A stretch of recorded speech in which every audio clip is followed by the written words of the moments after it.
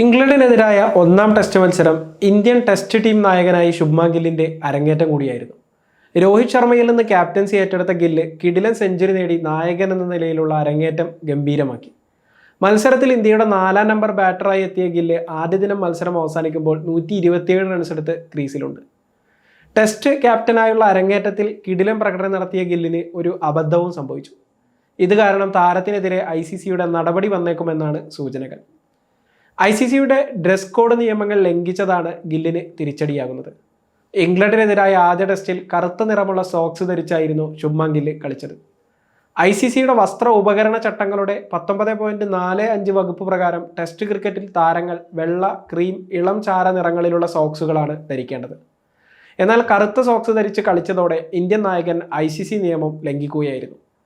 കറുത്ത സോക്സ് ധരിച്ച് കളിച്ചതിൽ ഗില്ലിനെതിരെ നടപടിയെടുക്കാനുള്ള അധികാരം മാച്ച് റഫറിക്കാണ് ഉള്ളത്. ഇന്ത്യ-ഇംഗ്ലണ്ട് ഒന്നാം ടെസ്റ്റിലെ മാച്ച് റഫറിയായ റിച്ചി റിച്ചാർഡ്സന് ഈ സംഭവത്തിൽ ഗില്ലിനെതിരെ നടപടിയെടുക്കാൻ സാധിക്കുമെന്ന് അർത്ഥം.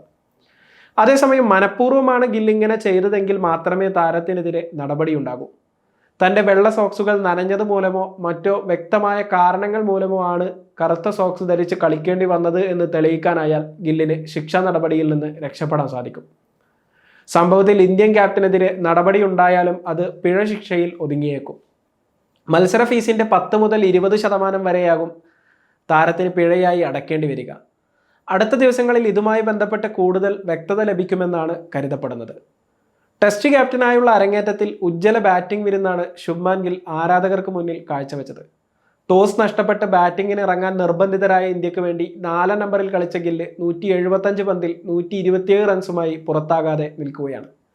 16 ഫോറുകളും ഒരു സിക്സറും ഗില്ലിന്റെ ബാറ്റിൽ നിന്ന് പിറന്നു. ക്യാപ്റ്റൻസി അരങ്ങേറ്റത്തിൽ സെഞ്ചുറി നേടുന്ന 5-ാമത്തെ ഇന്ത്യൻ താരമായി ശുഭ്മാൻ ഗിൽ മാറി. തൻ്റെ ഇന്നിംഗ്സിന്റെ തുടക്കത്തിൽ ഏകദിന ശൈലിയിലാണ് ഗില്ല് ബാറ്റ് ചെയ്തത്. 56 പന്തിൽ ഗിൽ അർദ്ധ സെഞ്ചുറി പൂർത്തിയാക്കി. പന്തുകളുടെ എണ്ണം കണക്കാക്കുകയാണെങ്കിൽ ഗില്ലിന്റെ ഏറ്റവും വേഗതയേറിയ അർദ്ധ സെഞ്ചുറിയാണ് മത്സരത്തിൽ പിറന്നത്. പിന്നീട് തൻ്റെ നേട്ടം സെഞ്ചുറിയിലേക്ക് എത്തിക്കാനും ഗില്ലിന് കഴിഞ്ഞു.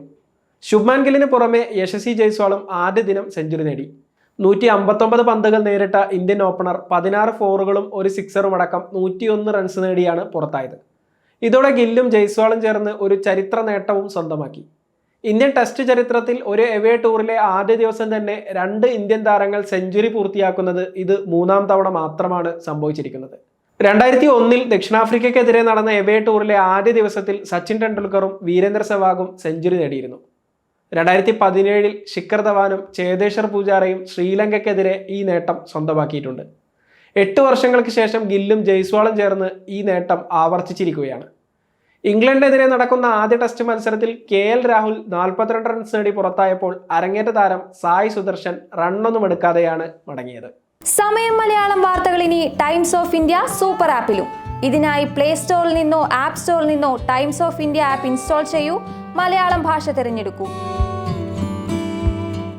വാർത്തകൾ ആസ്വദിക്കാം. എല്ലാം ഇനി സമയത്തിൽ.